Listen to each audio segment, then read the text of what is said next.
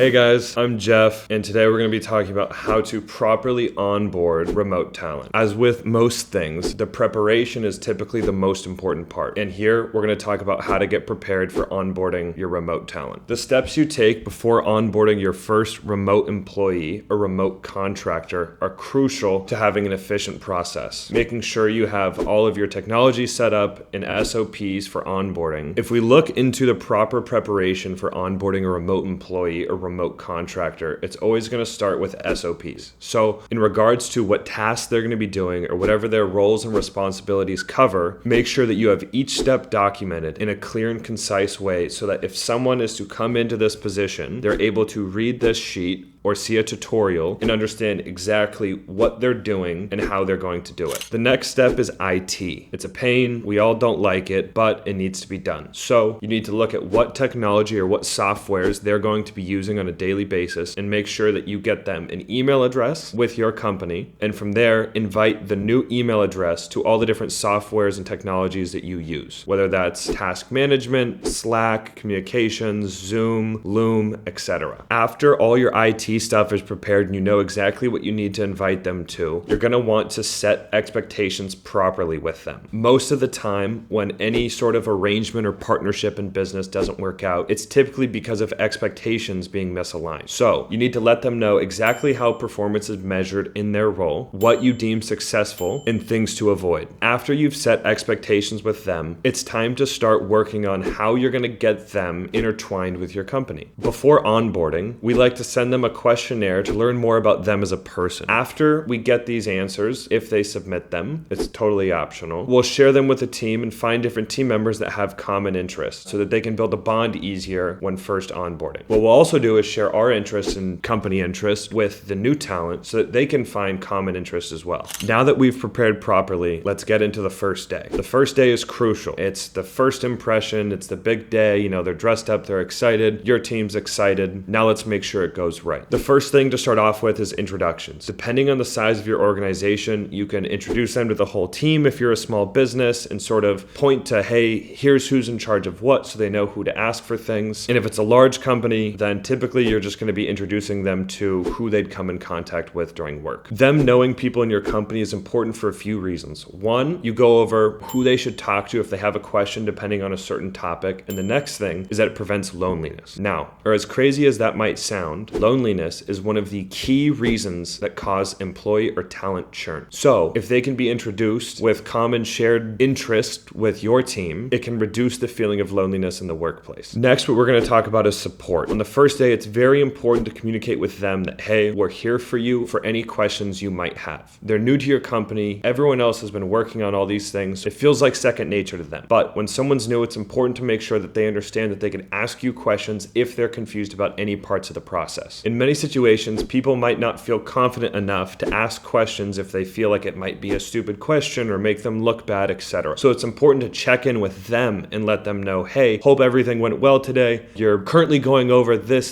and this. If you have any questions on this part, Adam is right here to help you out. On the first day, they're typically going to be going over all the SOPs that you have already set up for them. Now, when they're going through these SOPs, you're going to want to make sure that it's very, very, very easy to understand. When we like to write SOPs, the best way to do it is to imagine, okay, if this person, whoever's handling this, was to leave right now and someone with no knowledge of this task was going to come in, could they look at this document and understand exactly what to do and how to do it? There's plenty of different softwares that can help with video SOPs or things like that, but you don't need them. And to be honest, a really well-written checklist would work perfectly. Next is going to be the review process. After they've been there for about a week or so and have gotten time to sort of meet everyone, chat with everyone a little bit, and start to do some of their own work, at the end of the week, it's great to chat with them and go over any questions that they might have, give them feedback on their first week. Depending on the role you're onboarding them for, you might want to start with practice situations. Some example of this would be like a mock sales call. If you're hiring someone in the business development side of your organization, it might be good to have them do mock sales calls with another employee. Starting off with practice runs or trials like that lets you get a better idea of how they're going to perform platform and correct things before they're client facing. Another example of this would be graphic design. Instead of having them start with a client's project, have them do something internally based off of the SOPs that you've provided them. This gives you a great low risk trial to sort of look at their work and correct it or make adjustments on their workflow before it's something that might affect the company if it's done improperly. That wraps up the onboarding process for overseas talent. And now you know that most of the work for onboarding someone properly is actually done beforehand and before they're even hired. Making sure that you're well prepared and have clear and concise SOPs, a good procedure for onboarding, expectations are set properly are the first crucial steps to onboarding remote talent into your company. And in the same way that talent gets better and your team gets better, you can also become better as a manager. It's important to ask people after onboarding for feedback on the onboarding process, so you can always tweak it and become better for future hires. So going to them and saying, hey, hope you had a great first week. You're doing amazing in this sector and this sector. Is there anything that I could have done better or that your managers could have done better for you to get more comfortable with our systems faster? Getting feedback and iterating on that and becoming better is going to be crucial for leveling up as an entrepreneur and is often looked over. I hope you guys found this information really helpful. If you need help or any advice with onboarding remote talent, feel free to hit us up and ask for any advice or tips. And if you want to see any examples of SOPs, etc., click the website down below to find our resources. Thanks for watching, and I'll see you guys next time.